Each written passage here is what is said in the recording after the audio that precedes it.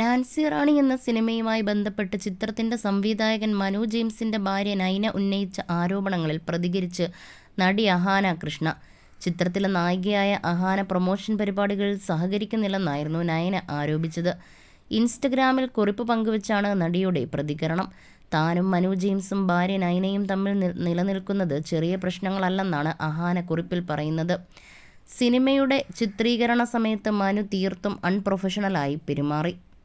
ഞാനറിയാതെ മറ്റൊരാളെക്കൊണ്ട് തൻ്റെ കഥാപാത്രത്തിന് ഡബ്ബ് ചെയ്യിപ്പിച്ചു. ചിത്രം എത്ര മോശമാണെങ്കിലും ഞാൻ പ്രൊമോഷൻ ചെയ്യുമായിരുന്നു. അതെൻ്റെ കടമയായതുകൊണ്ടാണ്. എന്നാൽ ഇവിടെ സംഭവിച്ചത് അതിനുമപ്പുറമാണ്. സംവിധായകനും ഭാര്യയും ചേർന്ന് എൻ്റെയും കുടുംബത്തിൻ്റെയും മേൽ മയക്കുമരുന്ന് ആരോപണം ഉന്നയിച്ചു.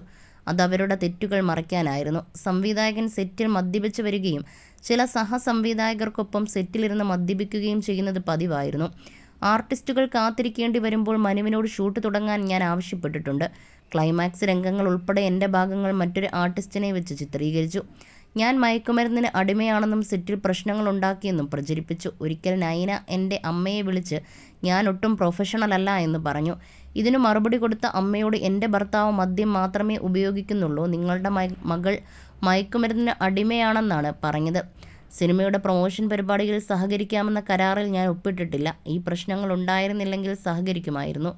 അഹാന നീണ്ട കുറിപ്പിലൂടെയാണ് ഇത് വ്യക്തമാക്കിയത്. 2023 നാൻസി റാണി റിലീസ് ചെയ്യാനിരിക്കെയാണ് മനു ജെയിംസ് മഞ്ഞപ്പിത്തം ബാധിച്ച് മരിച്ചത്. ഇതിനുശേഷം ഏറെ പരിശ്രമിച്ച നാൻസി റാണി തിയേറ്ററിൽ എത്തിക്കുകയാണിപ്പോൾ നൈന. ഈ സമയത്ത് അഹാന പ്രൊമോഷനുമായി സഹകരിക്കുന്നില്ലെന്നാണ് നൈന ആരോപിച്ചത്. അഹാനയ്ക്കെതിരെ സോഷ്യൽ മീഡിയയിൽ വലിയ വിമർശനമാണ് ഉയർന്നത്.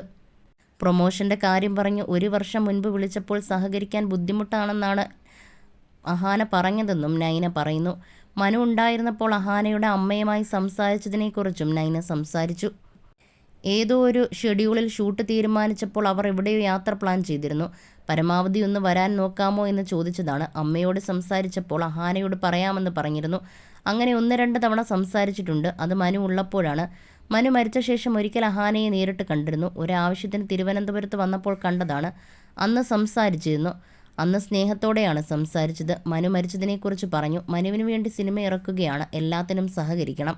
ഒരുപാട് പേരുടെ കഷ്ടപ്പാടുണ്ടെന്ന് പറഞ്ഞിരുന്നു. ആ ടോക്ക് വേണ്ട നൈന എന്നാണ് അഹാന അപ്പോഴും പറഞ്ഞിരുന്നത്. അത്രയൊന്നും സംസാരിക്കാനാകാത്ത മാനസികാവസ്ഥയിലല്ലായിരുന്നു ഞാനും. പിന്നീട് സംസാരിക്കാമെന്ന് പറഞ്ഞ് അന്ന് പിരിഞ്ഞെന്നും നൈന ഓർത്തു. എന്താണ് മനുവും അഹാനയും തമ്മിലുണ്ടായ പ്രശ്നമെന്ന് തനിക്കറിയില്ലെന്നും നൈന അന്ന് പറഞ്ഞിരുന്നു.